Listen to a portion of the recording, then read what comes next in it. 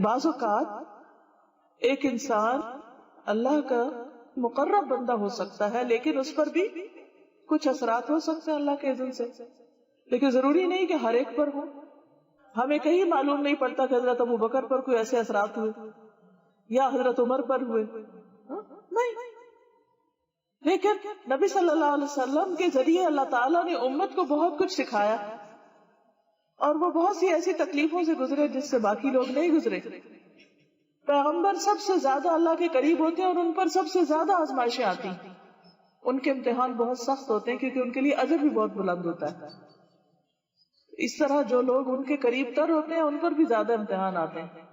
ایسے موقع پر انسان کو صبر کرنا چاہیے اور اللہ کی رضا پر راضی رہنا چاہیے، اللہ کے فیصلوں پر راضی رہنا چاہیے.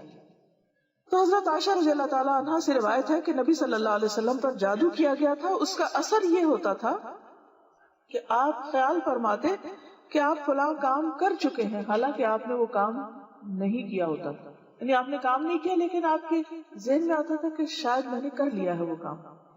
شیطان سوچ میں خلل ڈالتا تھا. تو یہ ایک علامت ہوتی کہ بعض اوقات سوچ کے اندر ایک تبدیلی آنے لگتی.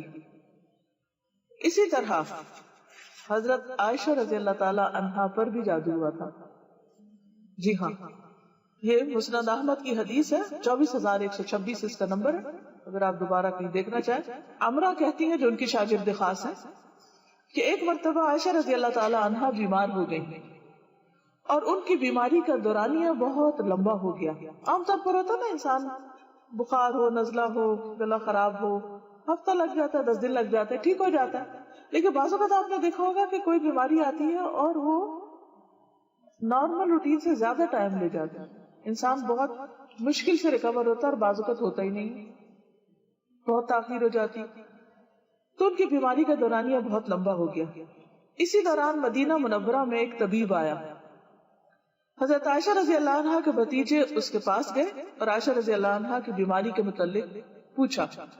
اس نے کہا کہ تم جس عورت کی یہ کیفیت بتا رہے ہو، یعنی یہ نہیں بتایا گیا تھا کہ حضرت عائشہ ہی ہیں، بس یہ بتایا کہ کسی خاتون کو اس طرح بیماری.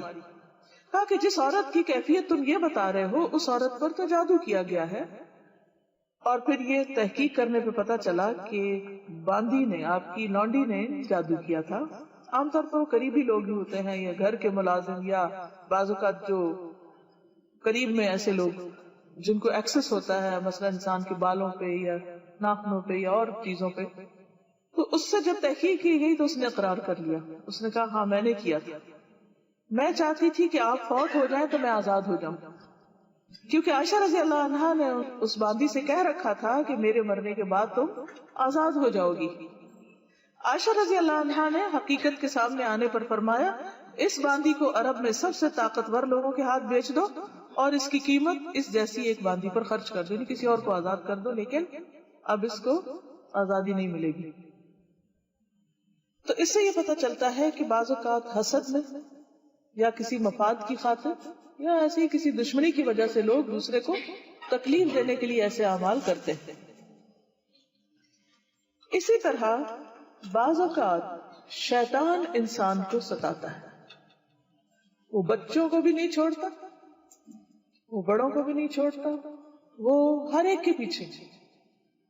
اور بعض اوقات جب انسان اللہ کے راستے پہ آنے لگتا ہے تو ایک نہیں کئی شیطان پیچھے لگ جاتے ہیں، شیطانوں کے لشکر پیچھے لگ جاتے ہیں اور مختلف طرح سے ستاتے ہیں.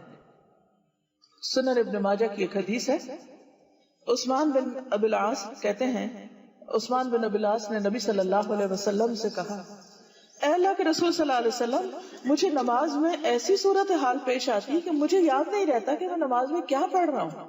بہت کنسنٹریشن کی کوشش کرتا ہوں لیکن خلل ہوتا رہتا ہے.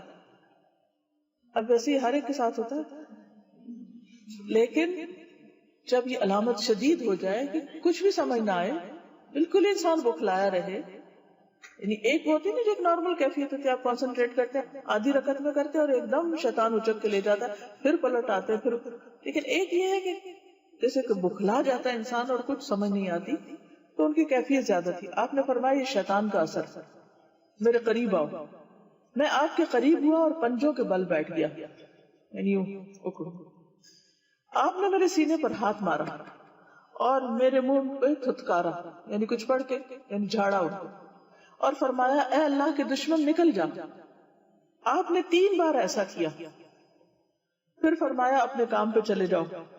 عثمان فرماتے ہیں میری عمر گواہ ہے، یعنی اب تک جب تک میں زندہ ہوں، یعنی تھرو آؤٹ مائی لائف، کہنے کا ایک انداز ہے کہ اس کے بعد شیطان نے مجھے پریشان نہیں کیا، وہ نکل گیا۔ تو یہ اس طرح کے بھی بعض اوقات اثرات ہوتے ہیں، تو اس میں بس سمپل سا علاج ہے، اور یہ علاج بہت آزمودہ ہے۔ بعض اوقات آپ دیکھیں گے کہ چھوٹے بچے بے وجہ رونا شروع کر دیتے ہیں اور روئے چلے جاتے ہیں، روئے چلے جاتے ہیں۔ آپ ان کو دنیا کی ہر وہ چیز دیتے ہیں جس سے وہ بہل جاتے ہیں، لیکن وہ نہیں بہلتے۔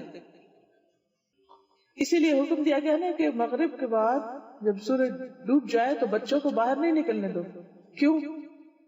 خود ہمارا دین ہمیں بتاتا ہے کہ اس وقت شیاطین زمین پر پھیل جاتے ہیں، تو بچوں کو نہیں نکلنے دو، کیونکہ بچے چھوٹے ہوتے ہیں، کمزور ہوتے ہیں، اور جنات اور شیاطین کمزوروں پر زیادہ اثر کرتے ہیں، ان کے پیچھے ہو جاتے ہیں۔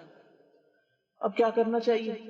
کرنا یہ چاہیے کہ آپ ماں کی حیثیت میں اپنے دل کو پہلے مضبوط کریں، آیت الکرسی پڑھ کے، اس کے بعد آپ وہی صورتیں جن کو معوذتین کہا جاتا ہے وہ پڑھ کے آپ تھتکاریں، یعنی پھونک مار دیں، اور منہ سے بول کے کہیں چلے جاؤ یہاں سے، جو بھی ہو چلے جاؤ یہاں سے، پوری قوت۔ خود نہیں ڈرنا کہ آپ بھی ہوش ہوئے پڑے ہیں، اور انشاءاللہ آپ اس میں فائدہ دیکھیں گے۔ کسی بابے کے پاس جانے کی نہیں ضرورت، آپ اس کی اماں ہیں، آپ نے ہی دم کرنا ہے، کہیں اور نہیں جانا۔